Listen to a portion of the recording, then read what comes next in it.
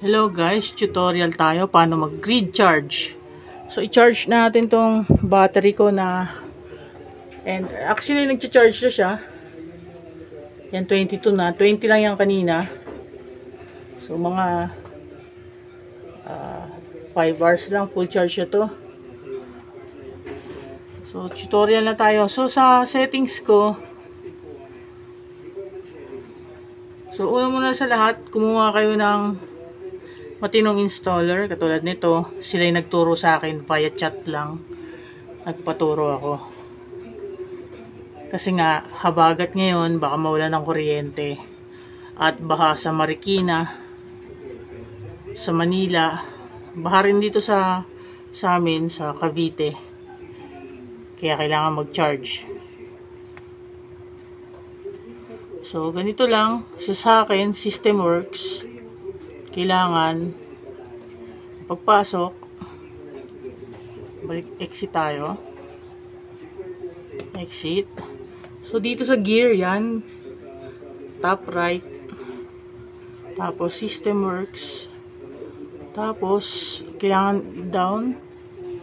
Nasa time of use dapat naka uncheck yan, naka uncheck dapat, tapos i-save nyo. Tapos, yung battery setting, yan, punta kayo sa battery setting, yung battery setting, dun din sa gear. Tapos, ito naman top left, battery setting. Tapos, baba lang. Yan, i-on nyo lang yung grid charge. Tapos, yan.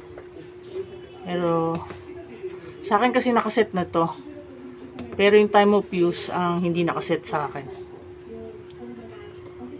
So ito yung pinaturo ko sa dito sa support nila sa chat. At pero sinend ko lang sa kanila yung ito.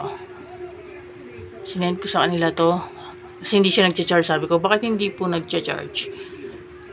Tapos pinakita ko yung picture nito.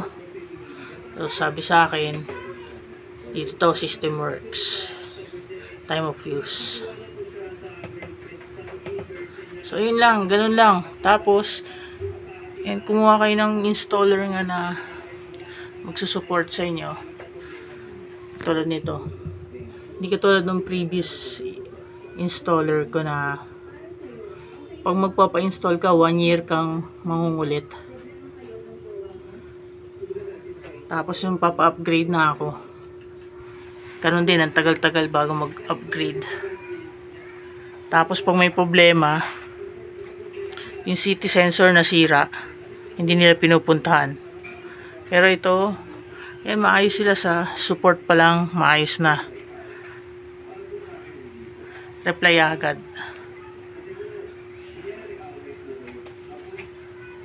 So like, comment, share, subscribe.